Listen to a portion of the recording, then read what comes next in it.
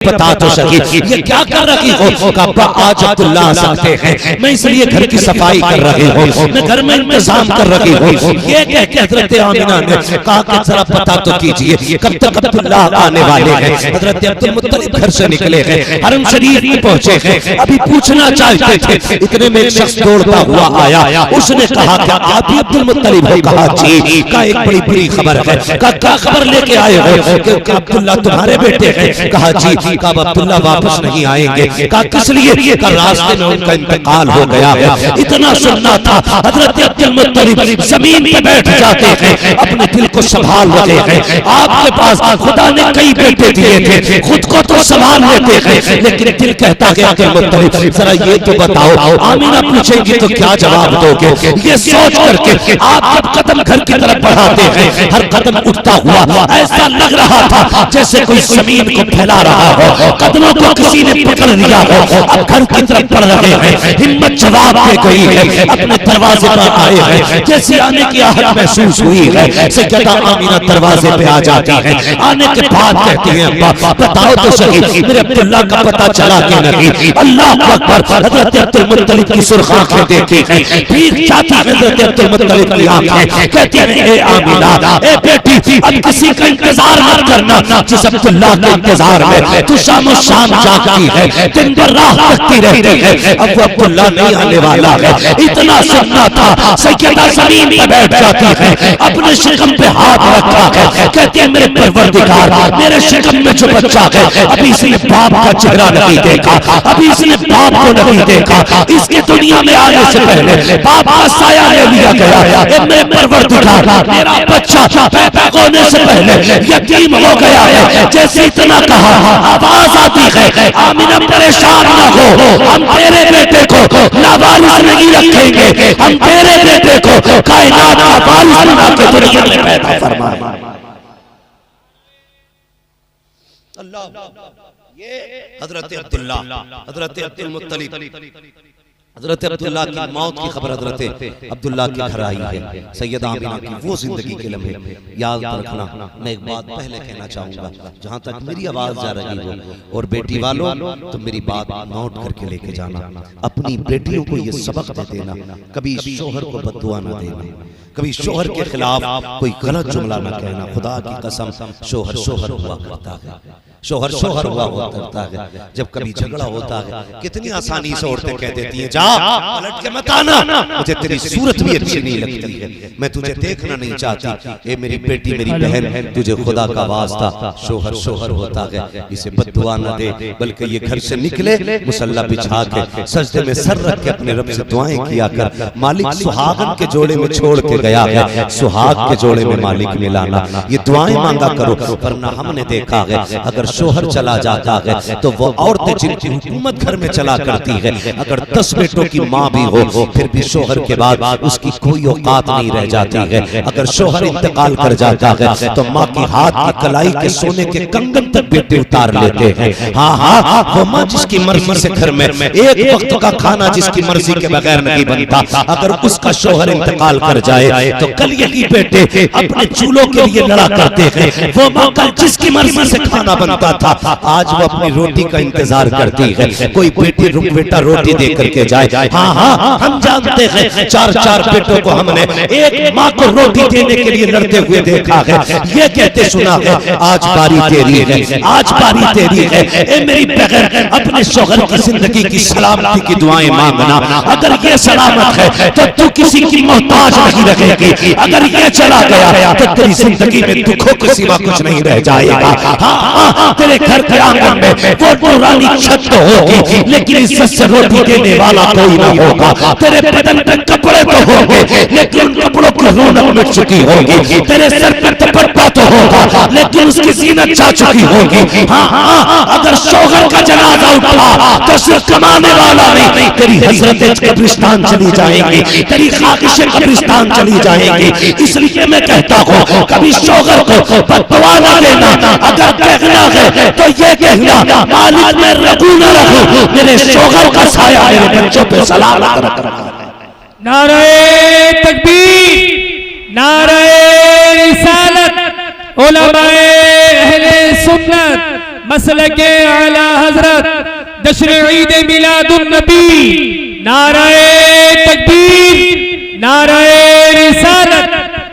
इसका थोड़ा इको कम कीजिए और आवाज बढ़ा दीजिए इसकी, जो बात समझ में तवज्जो है आप लोगों की। आज जरूरत है हम अपनी बेटियों को क्या समझाते हैं। हम अपनी बेटियों से ये कहते हैं डरना नहीं है, जो होगा देख लेंगे। ये जो रिपीट है ना, जो होगा देखा जाएगा। कौन क्या देख लेगा? कोई देख सकता है? बड़े बड़े नवाबों से बेटियां नहीं पली, तुम पालोगे। कई बार मां ये कह देती है डरना मत, 18 साल हम नहीं पाला है तुझे। 18 साल पालना आसान है, निकाह के बाद बेटी को घर पे रखना बड़ा मुश्किल काम है।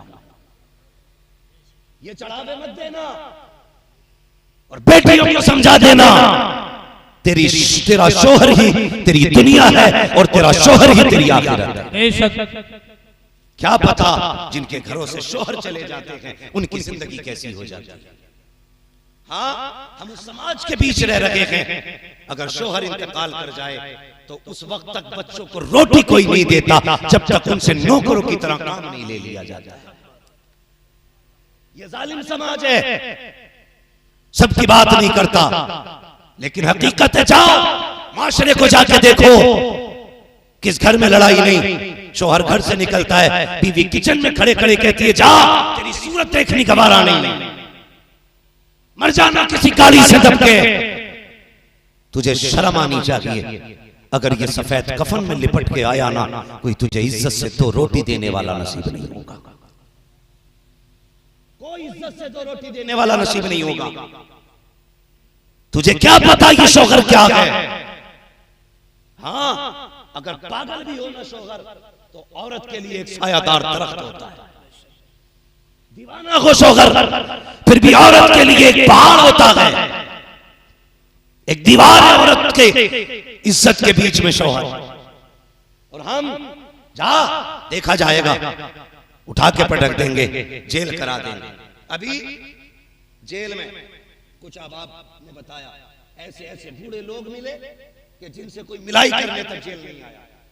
और मुफ्ती साहब क़िबला ऐसा मासूर शख्स एक था बूढ़ा कि जो बेल चेयर पे बैठा हुआ था, बेल चेयर पे जेल के अंदर, उससे पूछा गया कि चाचा इस उम्र में आप यहाँ कैसे आ गए?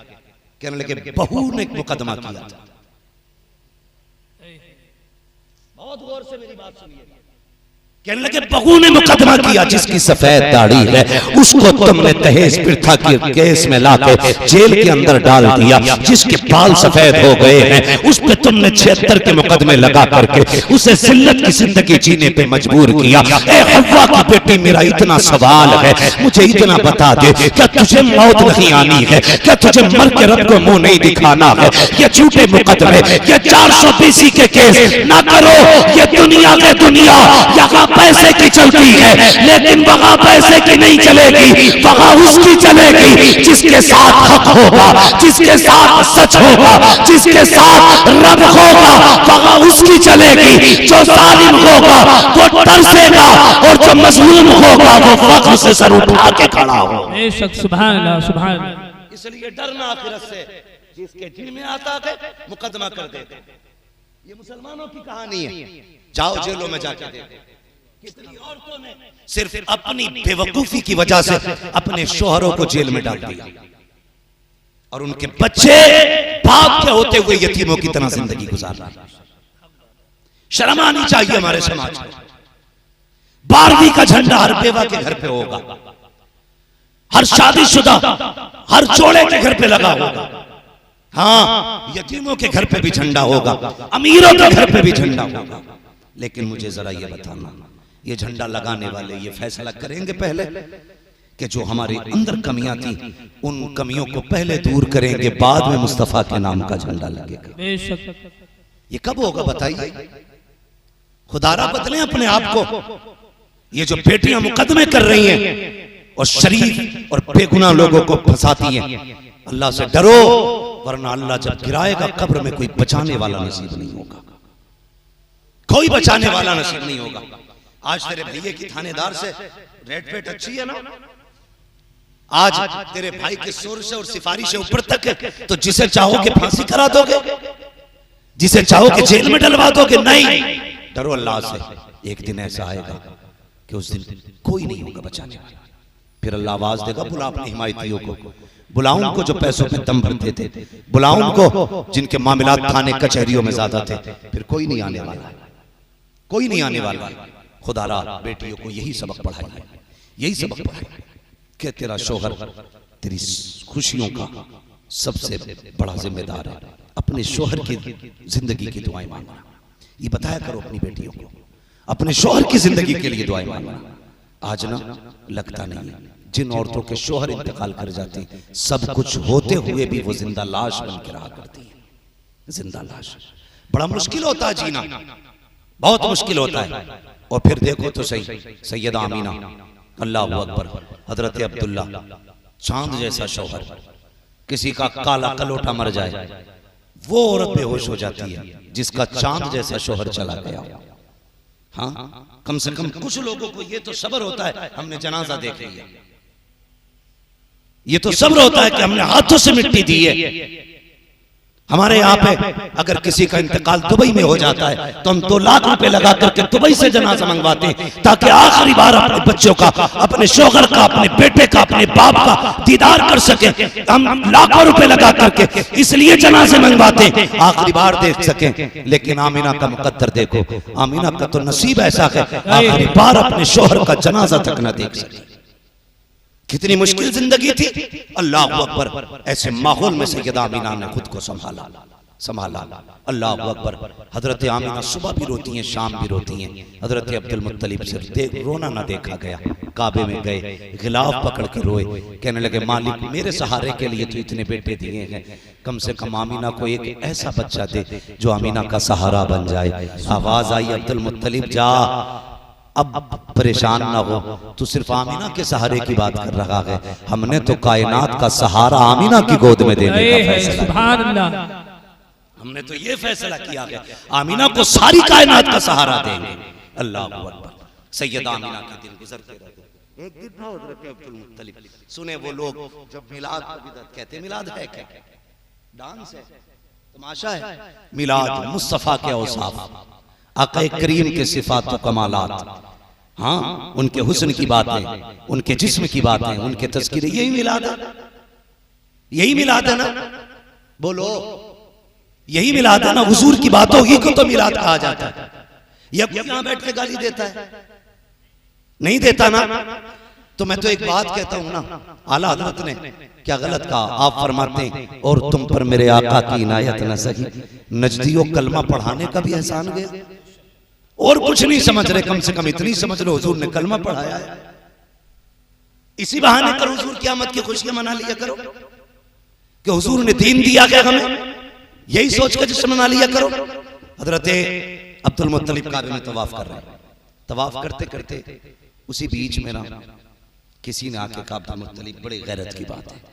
कहा क्या? सरदारों मक्के के। कहा फिर? कहा कि सारे लोग आपसे डरते, लेकिन एक बात बड़ी जुर्रत से हम कह रहे हैं आपसे। आपने फरमाया, कहो ना क्या बात है? कहने लगे, बात यह है कि वो जो तुम्हारे घर की बहू है ना आमीना, वो बेवा है। कहा जी। कहा अगर बेवा है तो फिर ये बताइए, अरब का दस्तूर तो ये है औरतें खुशबू नहीं लगाती हैं। कहा हाँ। कहा फिर तुम्हारे घर की बहू आमीना खुशबू क्यों लगाया करती है? इतना सुना हज़रत अब्दुल मुत्तलिब की गर्दन झुक गई। जानते हो, बड़ा वकार था आपकी नजरों में, इतना वकार था कि अबरहा जैसा आंखों में आंखें डाल के बात करते हुए घबरा रहा था। ये जुर्रत थी आपके अंदर। मगर आपसे एक शख्स कहता है कि आपके घर की बहू खुशबू लगा रही है, और दस्तूर ये कि अगर किसी का शौहर इंतकाल कर जाए, 1 साल तक औरत को खुशबू नहीं लगानी है। अपने घर की बहू को नहीं संभाल सकते? इतना सुना गर्दन झुक गई। चेहरे पे ना हया की वजह से जर्दी आ गई, वो घर आ गई। आपकी बीवी का नाम भी, नबी की दादी का नाम भी फातिमा है। आपकी बीवी ने कहा, मेरे सरताज खैर तो है? कहा कि आज लोगों ने ऐसी बात कह दी कि मेरी भी शर्म से गर्दन झुक गई। कहा क्या? कहा जरा चाहिए तो आमीना से बात कीजिए। कहा क्या हुआ? कहा सुना है आमीना कोई खुशबू लगाया करती है, आमीना कोई खुशबू लगाती है। कहा किसने कहा? कि मक्के में सारे लोग बातें कर रहे हैं। कहा ये कौन कह रहा है? कहा मक्के के लोगों ने कहा। कहा उनसे किसने कहा? कि मक्के की औरतों ने कहा है। कहा क्या कहा है? कि आमीना ऐसी खुशबू लगाती है जो खुशबू मक्के के किसी बाजार में नहीं मिलती है, किसी मार्केट में नहीं मिलती है, ऐसी खुशबू आमीना लगाया करती है। आप कहते हैं नहीं मेरे सरताज, अल्लाह अकबर, आप आइए। कहते मैं नहीं जाऊंगा, खुद जाके बात करो। जैसे कि आप अंदर गई हैं, अल्लाह अकबर, हजरत आमीना ने देखा हमारी सास आ रही है, उठ के अदब से खड़ी हो जाती है। देखो तो सही, नबी की अम्मी है, सास को देखा अदब से उठ के खड़ी हो जाती है। आज की बेगैरत बहुएं ससुर को देख के नहीं खड़ी होती है, सर पे दुपट्टा तक नहीं रखती है, और ससुर भी इतने बेगैरत होते हैं, कहते हैं कि ये बहू नहीं, ये मेरी फ्रेंड लगती है, ये तो मेरी दोस्त है। गैरत आनी चाहिए। जो गया एक बेटी की तरफ से बाप के दिल में होती है, वही एक ससुर के दिल में बहू की मोहब्बत और उसकी हया होनी चाहिए। उसे सगेली न कहे, दोस्त न कहे, अगर कह सकता है तो अपनी बेटी कह के उसे आवाज दिया। हमारा मुआशरा बेगैरत होता जा रहा है, तरक्की कर रहे हैं हम लोग। हाँ, बाप की चारपाई पे बहू बैठी है, शर्म आनी चाहिए। ये अदब के खिलाफ है। नबी की अम्मी अपनी जगह से उठ के खड़ी हो गई, ससुर नहीं सास आ रही, हया से सिमटी। कहती आमीना जी अम्मी।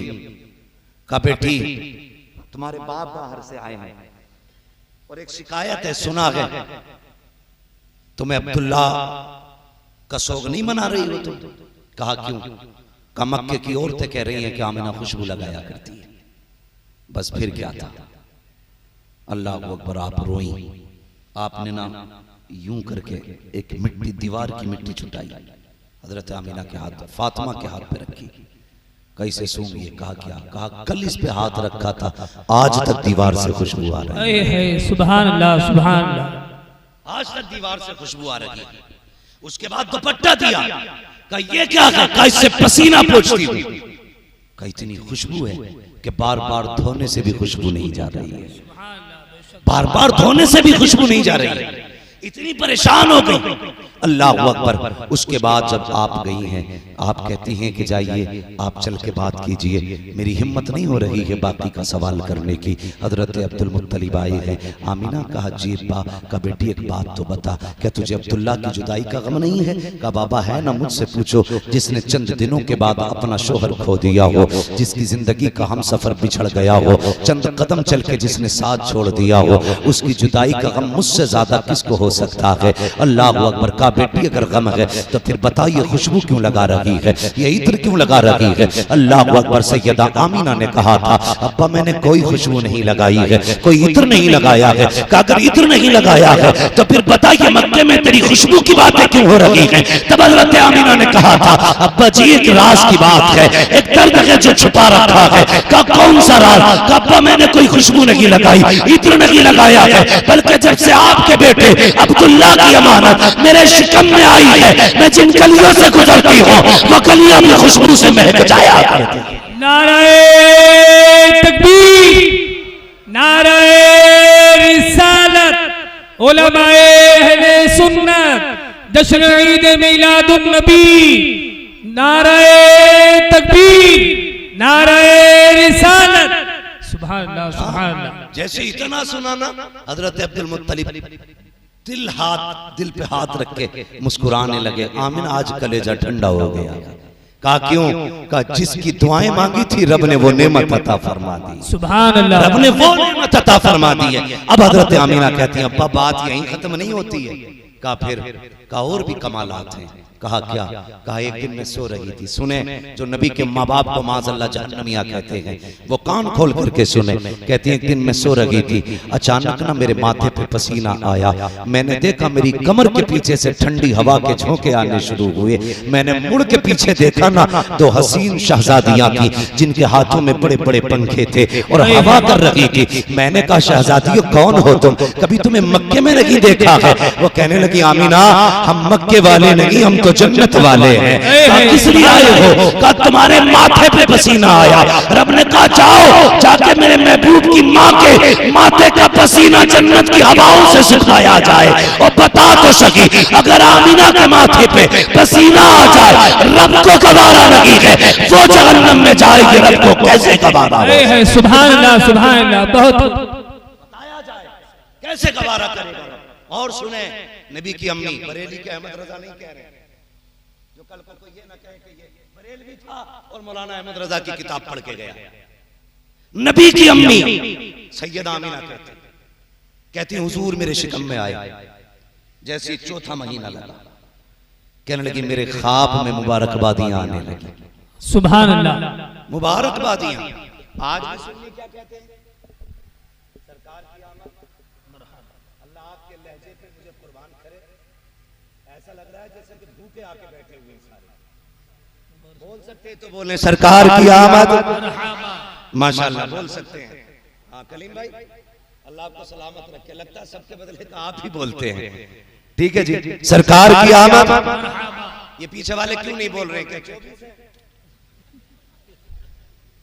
सारे बरेलवी है ना, सारे सुन्नी बैठे, जितने बैठे इधर हाथ उठाए। करवट में देखो किसका नहीं उठा है। जिसका नहीं उठे अल्लाह करे उसका हाथ मलकुल मौत उठा ले आके।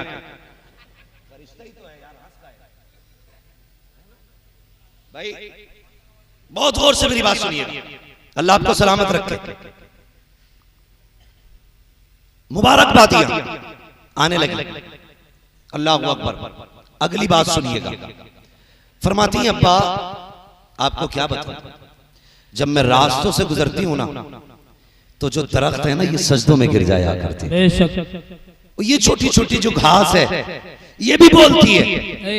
हजरत अब्दुल मुत्तलिब देख रहे हैं, घास बोलती है।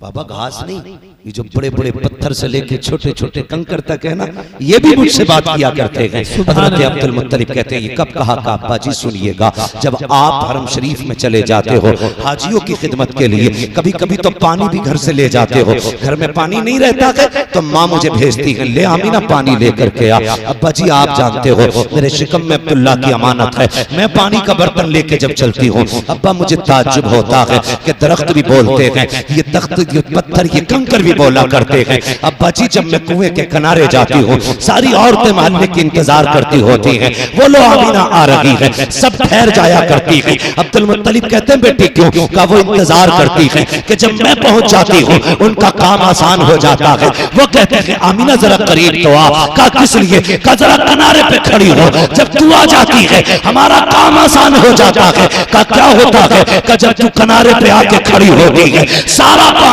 उठ करके किनारे पे आ जाता है, हमें रस्सी डालनी नहीं पड़ती है, हम बर्तन भर लेते हैं। काबा जी सारी औरतें बर्तन भर लेती है, उस वक्त तक पानी नीचे नहीं जाता जब तक मैं हट नहीं जाती हूँ, और जब तक खड़ी रहती हूँ पानी भी बोलता रहता है। का क्या कहता है? का पानी कहता है अस्सलातु वस्सलामु अलैका या उम्म रसूलुल्लाह, ए नबी की माँ तुझ पर भी सलाम हो और तेरे आने वाले बेटे मोहम्मद पर भी सलाम। है सुभान अल्लाह, सुभान अल्लाह। बेशक अल्लाह अकबर। हजरत अब्दुल मुत्तलिब बहुत खुश है, काश अल्लाह ने हसरत पूरी कर दी, हसरत पूरी कर दी। वो वक्त भी गुजरा, वो साथ सईद भी आई। और क्या कहती हैं अब्बा जी, मैं गुजर के जा रही थी, पानी का बर्तन मेरे हाथ में था, मैंने जिस पत्थर पर पैर रखा वो मोम की तरह मुलायम हो। सुभान अल्लाह। मोम की तरह का पत्थर हैरत का। उस दिन मैंने आंगन में से एक कंकर उठाया कि उसे फेंकूं, किसी के पैर में न चुभे। का जब मैंने हाथ लगाया ना तो पानी की तरह हो गया। मैंने कहा ये क्या हुआ, ये क्या हुआ? पत्थर मोम बन गया, कंकर मोम बन गया। का मैंने इतना कहा था, उस कंकर ने बोलना शुरू कर दिया। उसने कहा आमीना ठहर, शहजादे को आ लेने दे, अभी छोटे मोम हुए के बड़े बड़े मोम हुए। सुभान अल्लाह। का वो भी बोलने लगा शहजादे को आने दे, बड़े बड़े मोम हो जाएंगे। अल्लाह अकबर। सैयदा आमीना फरमाती दिन गुजरते गए, कहते हैं लेकिन जैसे हर औरत को तकलीफ होती है मुझे कोई तकलीफ नहीं थी, मुझे कोई तकलीफ नहीं हुई। फिर वो वक्त भी करीब आया जिस रात मेरे बेटे की विलादत होनी है। तवज्जो है सारे लोगों की, विलादत होती। फरमाती मैं उस दिन तन्हा थी अपने घर में, मेरे घर में उस दिन चिराग में डालने के लिए तेल तक नहीं था।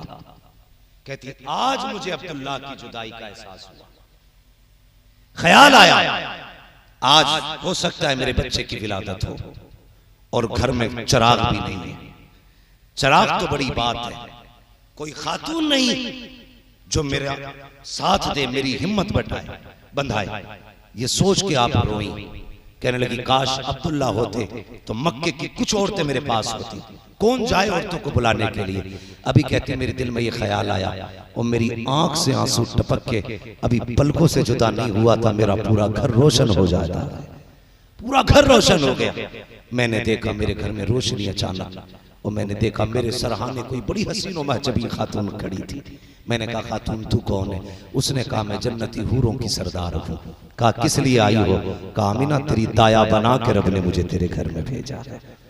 कहा तेरी दाया बना के भेजा है। फरमाती फिर मुझे एक प्याला पेश किया गया। कहती मैंने वो प्याला पिया, वो दूध से ज्यादा सफेद, शहद से ज्यादा मीठा और बर्फ से ज्यादा ठंडा, मुश्क से ज्यादा खुशबूदार था। कहती घूट मारना था, मेरे सारे दुख दूर हो जाते हैं।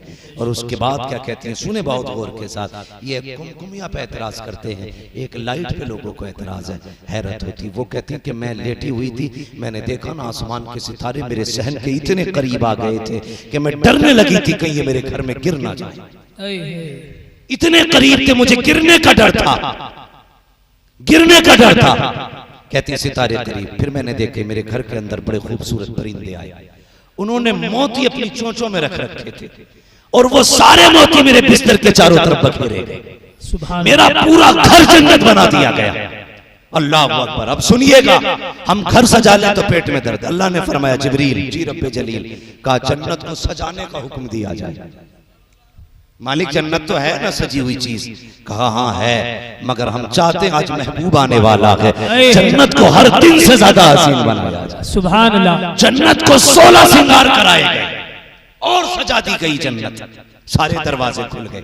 रब ने फरमाया जिब्रील रब्बे जलील का अब हमारी हम्द का मिंबर लगाया जाए। अल्लाह की हम्द का मिंबर लगा। हजरत मीकाईल ने हम्द का खुतबा इरशाद फरमाया, और जब हजरत मीकाईल ने खुतबा इरशाद फरमाया, जन्नत की हर शय वजद में घूम रही थी, वजद में झूम रही थी हर शय। हजरत जिब्रील अमीन को रब ने हुक्म दिया, जिब्रील जी रब्बे जलील का मीकाईल इसराफील इजराइल चारों फरिश्ते चलो और अपने साथ एक एक लाख फरिश्ता लेकर के आमीना के दरवाजे पे पहुंचो। मालिक किस लिए? का महबूब आने वाला है, उसकी आमद का प्रोटोकॉल होना चाहिए, वेलकम इस्तकबाल होना है। चलो सब एक साथ इकट्ठे होकर के अल्लाह अकबर। चारों फरिश्तों को हुक्म दिया जा रहा है। हजरत जिब्रील ने 1 लाख फरिश्ते लिए, मीकाईल इसराफील ने लिए, हजरत इजराइल रुक जाते हैं, ये फरिश्ते आने लगे। हजरत इजराइल रुक गए। रब ने फरमाया इजराइल तुम क्यों नहीं जाते हो? अर्ज करते हैं मालिक मेरी ड्यूटी बड़ी सख्त है, तेरा फैसला तो ये है जब मौत का वक्त आना है तो मौत अपने वक्त से न 1 मिनट पहले आ सकती है न 1 मिनट बाद में आ सकती है। मेरी ड्यूटी इतनी सख्त है, ए मेरे परवरदिगार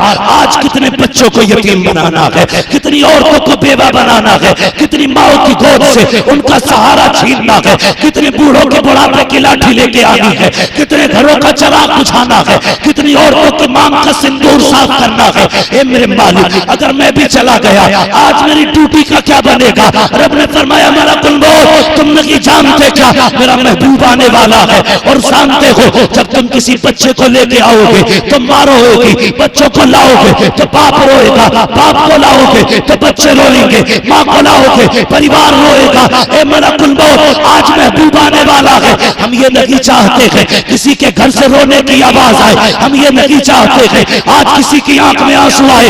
इसलिए मलकुल मौत जाओ, आज हमने भी महबूब के सदक़े में तुम्हारी भी छुट्टी कर दी है। मरने वालों को आज जिंदगी की सौगात अता फरमा। सुभान अल्लाह सुभान अल्लाह। बेशक बहुत खूब, बहुत आज मलकुल मौत की भी छुट्टी है, मरने वालों को जिंदगी दी जा रही है, मरने वालों को जिंदगी दी जा रही है। अल्लाह अकबर। सारे फरिश्ते आ गए हजरत आमीना की चौखट पे, हजरत आमीना की चौखट पे। अब बात लंबी होगी। हजरत आमीना फरमाती फखरज मिन्नी नूर, फिर वो साथ भी आई, मेरे बेटे की विलादत हुई। आपने क्या कहा? मेरे जिस्म से नूर निकला।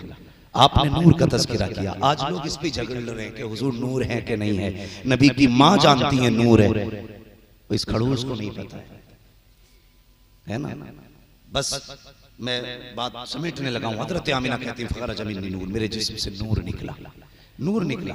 और अब मैं अगली बात करूं, फरमाती हैं सुने, हर माँ की ख्वाहिश होती है कि अपने बच्चे को देखे। हर माँ चाहती है वो ये देखे इसकी आंख कैसी है, इसकी नाक कैसी, इसकी पेशानी कैसी है, गया किसे है, हाथ पैर कैसे हैं। कहते मेरा भी जी चाहता था, देखो मेरे लाल का माथा कैसा है, इसकी आंखें कैसी हैं, इसका चेहरा कैसा है, इसका बदन कैसा है। फरमाती हैं मैंने जब उसको देखा, अल्लाह अकबर, कहती हैं लम्मा वदातु, जब मैंने अपने बेटे को जना और उसकी तरफ मैंने निगाह डाली, काना मकबूलन, मेरे लाल की आंखों में सुरमा लगा हुआ था।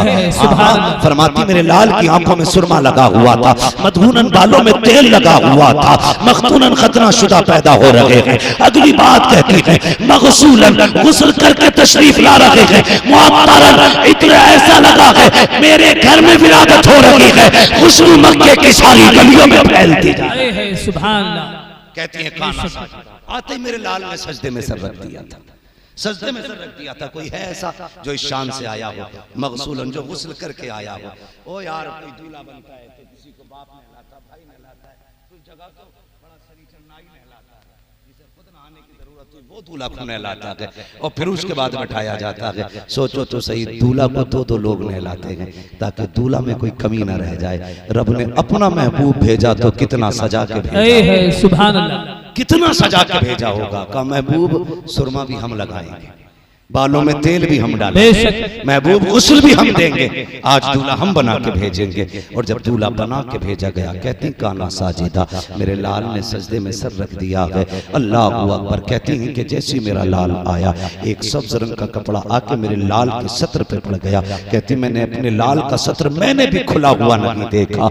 अल्लाह अकबर। ये सरकार दो आलम सल्लल्लाहु अलैहि वसल्लम की शान है। इधर हुजूर पैदा हो रहे हैं, हुजूर हजरत अब्दुल मुत्तलिब काबे में तवाफ कर रहे हैं। तवाफ करते करते वो काबा झुका, फिर सारी बातें आप जानते हैं। आप बड़ी तेजी से ये सोचने लगे ये सब कुछ कैसे हो गया, ये कैसे हो गया। ख्याल आया झुका किधर है, का घर की तरफ, फिर दौड़े अपने घर की तरफ। कई दिन से मेरे घर में कुछ अजीब चीजें देखने को मिल रही हैं, लगता है मेरे ही घर कुछ नया हुआ है। जैसे घर आए अपने दरवाजे पे जाना चाहते थे, अल्लाह अकबर, दरवाजे पे एक जवान ने यूं हाथ लगा रखा है, यूं हाथ लगा रखा, हाथ में नंगी तलवार थी। और जैसे अब्दुल मुत्तलिब अंदर जाना चाहते, उसने कहा ठहरिए, अंदर नहीं जा सकते हो। कहा ये मेरा घर है, कहा घर आपका होगा लेकिन आज नहीं जा सकते हो अभी। कहा क्यों, मुझे नहीं जानता, काबे का मुतवल्ली हूं। कहा ओके काबे के मुतवल्ली, हम भी रब की तरफ से भेजे गए हैं। कहा क्यों खड़े हो, कहा आज तुम्हारे घर में रब का महबूब आया है और उसका फैसला ये है, उसे देखने के लिए फरिश्ते आ रहे हैं। रब ये चाहता है पहले अर्श वाले देखेंगे, उसके बाद में उसका चेहरा फर्श वाले देखेंगे। नारे तकबीर, नारे रिसालत, उलमाए अहले सुन्नत, हजरत अल्लामा मौलाना मुफ्ती हम्मद रजा साहब क़िबला, नारे तकबीर, नारे रिसालत। समझ गए बात। पहले अर्श वाले देखेंगे, फिर उसके बाद, फिर बोले उसके बाद फर्श वाले देखेंगे। जब इतना सुना तो दादा थे उछल गए खुशी से। दादा से ज्यादा खुशी किसी को नहीं होती। कहने लगे अब जाकर बताऊंगा मक्के में, मेरे घर आके देखो कौन आया। जब गए तो बोलना चाहते थे, अल्लाह ने ताला लगा दिया, मुंह बंद। कुछ बदअकीदा देखो, यहीं से दलील उठा के मैं देखो जब जा रहे थे ऐलान करने के लिए, अल्लाह ने ताला लगा दिया।